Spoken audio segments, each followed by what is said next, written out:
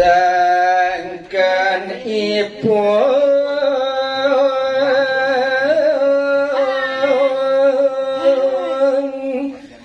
jerit-jerit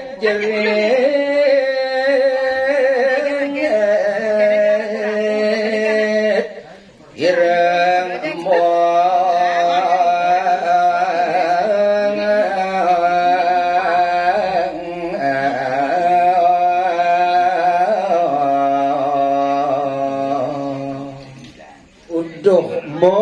Mbok Agung wentene dekati suare wau sane jerit-jerit punika sane kepireng antuk mbok nawi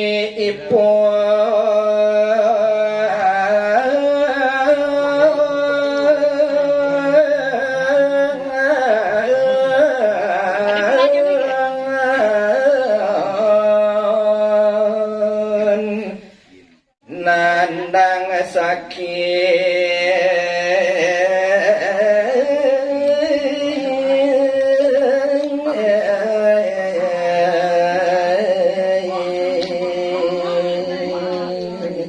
niku janten suara tidak kalu nandang kebiaparan nenten-wenten ring sejebak jagate suara jerit-jerit keulangan punika mbok Keni panak belin di tiang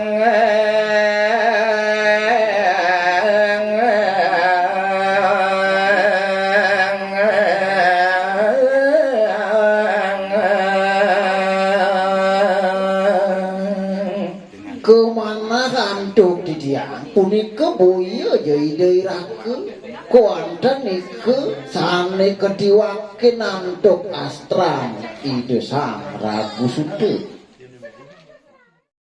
lalu bayune prayo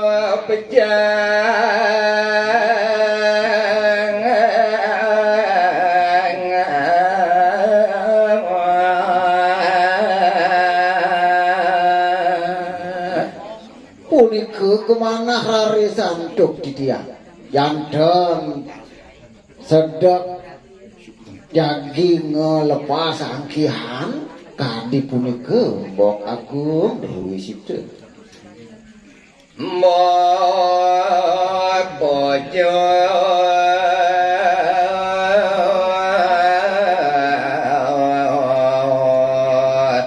walang hati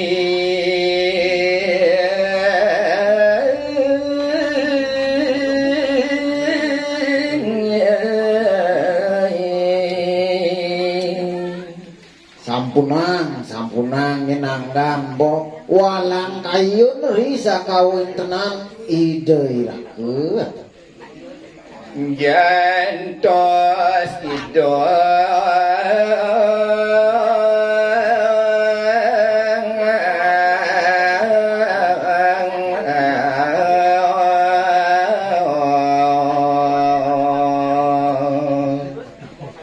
ring apa seraman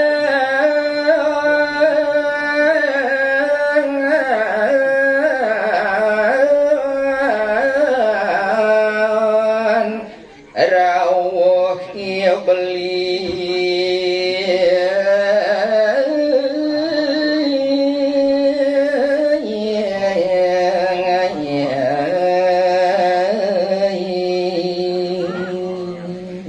sane mangken cendok di tiang unas ringanggan buki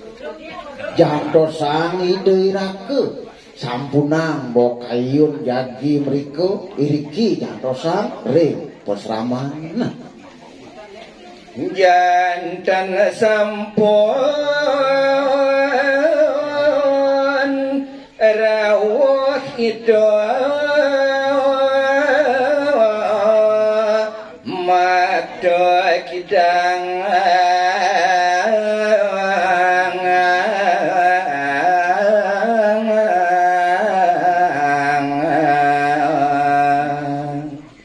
Ditiang purun mesti goyang kadi mangkine idoirake rita kalerau janten sampun yaki makde mungguing kasil boburuan idane punika sane merupa kitang mbok agung wangedan kene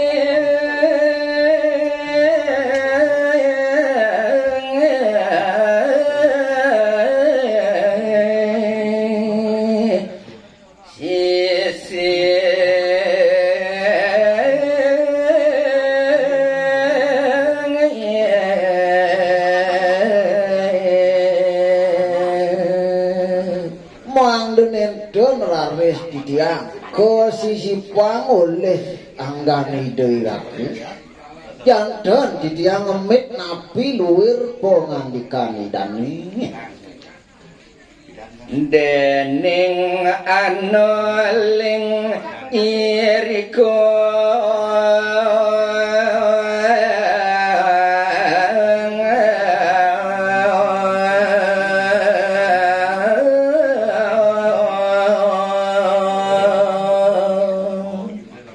keduanya didahi dairaku sakwinaluya powisit ide hyang narayana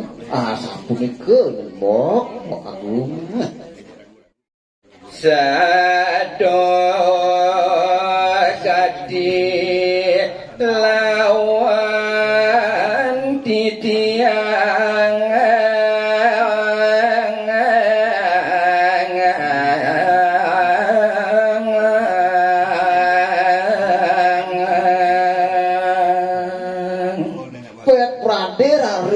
didiang tempal renapi luwir pengandikani dairaku janten sampun ilo-ilo dahat kadi padewekan didiang mbok apa konang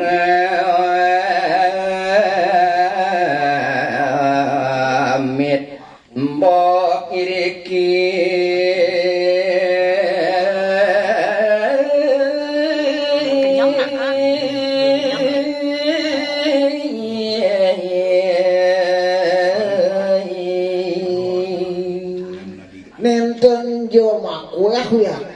nabi luwir didahi dairaku ditiang wantah ke ditahang mangdesi dengemit anggan bok iriki rida kale ide lunga mau buru di apa serama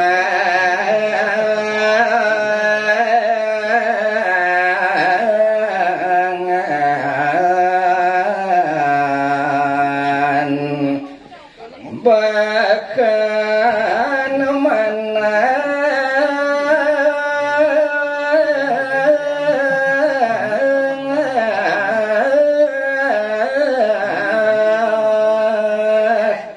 satyo bakti